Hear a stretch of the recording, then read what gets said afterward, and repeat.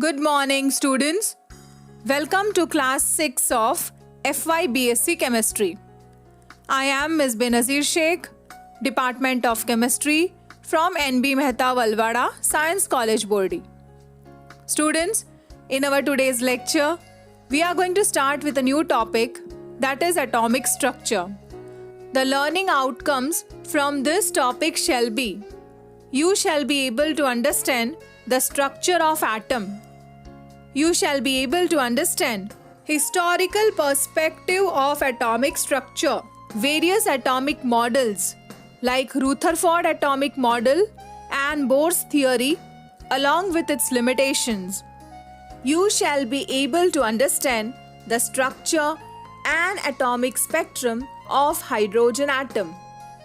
You shall be able to understand shells, subshells, and shapes of atomic orbitals.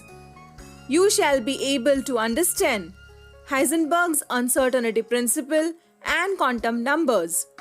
You shall be able to understand the concept of many electron atom, that is, penetration and shielding. You shall be able to understand effective nuclear charge, that is, Slater rules, along with Aufbau principle. So students, let us begin our lecture with the structure of atom, followed by historical perspectives of atomic structure, various atomic models like Rutherford's atomic model and Bohr's theory along with its limitations. Students, the existence of atoms has been proposed since the time of early Indian and Greek philosophers, who were of the view that atoms are the fundamental building blocks of matter. Students, we know that atom is the smallest unit of matter that forms a chemical element. They are extremely small, typically around 100 picometers. They are so small that accurately predicting their behavior is not possible. Students, Dalton in the year 1803 proposed that matter is made up of extremely small indivisible particles called atoms. The word atom has been derived from the Greek word atomos, which means uncuttable or indivisible. However, in early 19th century, later researches by Thomson, Rutherford, Bohr and others prove that atoms are not the ultimate particles of matter, but an atom has a complex structure. Students, in the year 1897, J.J. Thomson studied the properties of cathode rays, which marked the discovery of electrons. And students, we know that an electron is a subatomic particle bearing unit negative charge, that is 1.6022 into 10 raised to minus 19 coulomb, and has a mass of 9.1094 into 10 raised to minus 31 kilogram. Goldstine used a modified cathode ray tube for his electrical discharge experiment, and this marked the discovery of positively charged particles, which were known as positive rays, canal rays, or anode rays. So, after the discovery of canal rays in the year 1896, proton, the lightest particle, was discovered. We know that a proton is defined as a subatomic particle with a mass of 1.00727 atomic mass unit and a charge of +1. Students, Lord Chadwick in the year 1932 was first to prove the existence of neutron. We know that a neutron is a subatomic particle which has a mass almost equal to that of a proton and has no charge. So students, this marked the beginning of the fundamental particles of atom, that is, electrons, protons and neutrons. So students, after the discovery of 3 subatomic particles of an atom, various atomic models were proposed. to explain the distribution of this charged particles in an atom. So let us now discuss the efforts made by J.J. Thomson, Rutherford, Bohr and others to study the complex structure of an atom. So students, in the year 1898, Sir J.J. Thomson proposed the first model of an atom, known as plum pudding model of an atom. The atom is visualized as a pudding or cake of positive charge with raisins, that is electrons, embedded into it. Students, this model explained the electron neutrality of the atom. However, it could not explain the stability of an atom, the origin of atomic spectral lines, and the large angled scattering of alpha particles. Students, in the year 1896, Antony Becquerel, a French physicist, discovered the phenomena of radioactivity in order to prove that atoms are divisible. So students, radioactivity involves spontaneous decomposition of atoms of certain unstable elements, that is radium, uranium, thorium, etc., into atoms of other elements, followed by emission of some smaller charged particles and neutral radiations. So students, these charged particles were categorized into three types on the basis of their behavior on passing through strong electric field. Students, consider the following figure which shows the emission of alpha beta particles and gamma rays. Students, now let us discuss the Rutherford's experiment of scattering of alpha particles. Well, in the year 1909, Rutherford made an attempt to verify various models of atom by alpha particle scattering experiments. He placed radioactive source of alpha particles in the cavity of a lead block. The emitted alpha particles were passed through a lead slit to obtain a fine beam of alpha particles. It was bombarded on a thin gold foil of thickness 100 nanometer. The gold foil was surrounded by fluorescent zinc sulfide screen. A tiny flash of light was produced at a point where an alpha particle struck the screen. So students, the observations which he made during his experiment are as follows. Most of the alpha particles, that is about 99%, passed through the gold foil undeflected. Few alpha particles, that is about 1 in 8,000, got deflected through small angles, that is less than 90 degree. Very few alpha particles, that is about 1 in 30,000, got deflected through large angles, more than 90 degree. And a very few alpha particles, that is about 1 in 10 million, were deflected through an angle of 180 degree. So students, from the above observations, Rutherford concluded that an atom contains large empty space, that is, it is extremely hollow. The positively charged alpha particles are repelled and deflected by the positive charges present in the atom. Rutherford called this positively charged space of an atom as nucleus. The volume occupied by the nucleus is negligibly small than the total volume of the atom. The radius of the atom is about 10 raised to minus 10 meter. It is called Armstrong unit. The radius of the nucleus is 10 raised to minus 15 meter. It is called as Fermi unit. So students, based on the observations and conclusions of alpha scattering experiment, Rutherford proposed the nuclear model of an atom as follows.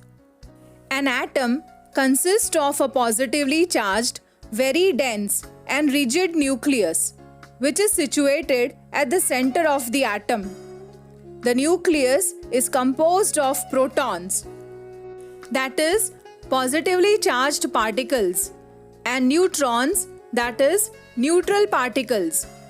It is due to the presence of protons that the nucleus is positively charged. Electrons, that is, negatively charged particles, are revolving around the nucleus with high speed in different orbits. Since the atom is electrically neutral, the numbers of electrons is equal to that of protons.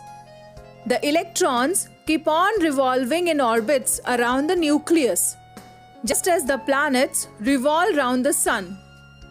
Since the nucleus is made up of protons and neutrons, the mass of the nucleus is the sum of the masses of all protons and neutrons in it. The size of the nucleus is very small as compared to that of the whole atom. The space surrounding the nucleus is empty or hollow.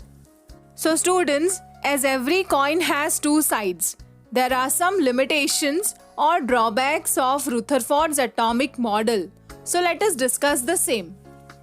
According to Rutherford's nuclear atomic model, the electrons are revolving around the nucleus in different orbits with a fast speed. But according to the classical electromagnetic theory, if a charged particle is accelerating around oppositely charged particles, it would continuously radiate light radiations, and hence its energy and speed both go on decreasing. Due to this, the electron will gradually come closer to the nucleus by a spiral path. The final result of this spiral path will be that the electron will fall into the nucleus, thereby making the atom unstable. That is, according to Rutherford's model, the atom should not exist, which means that the Rutherford's model does not explain the stability of the atom. If the electron continuously radiates light radiations, its atomic spectrum should be continuous. That is, it should not contain lines of specific frequency or wavelength. In actual practice, however, the atomic spectrum is found to contain lines. Thus, we see that Rutherford's model of the atom is not able to explain the atomic line spectrum.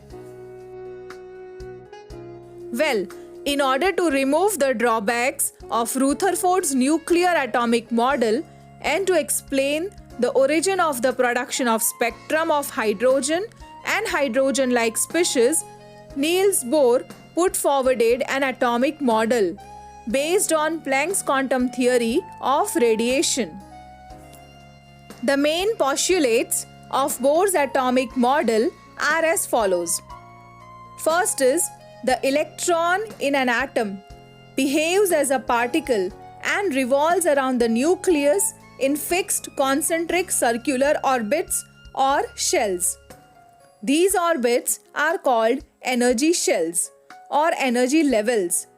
Since the electron in this orbit is associated with a certain amount of distance from the nucleus, these energy levels are represented by capital letters, that is K, L, M and N.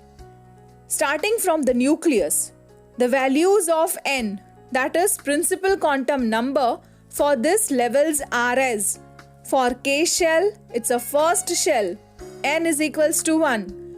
For L shell, that is second shell, N is equals to 2, etc.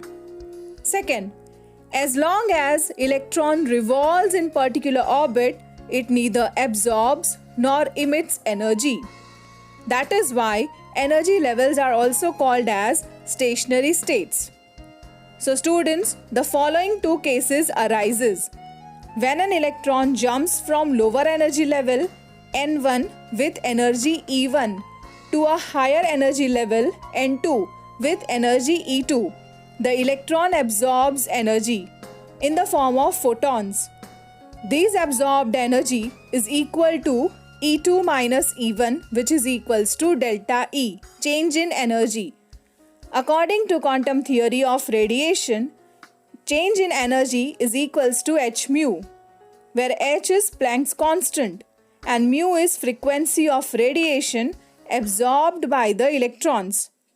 Second, when an electron falls from a higher energy level N2 with energy E2 to lower energy level N1 with energy E1, the electron emits energy in the form of photons.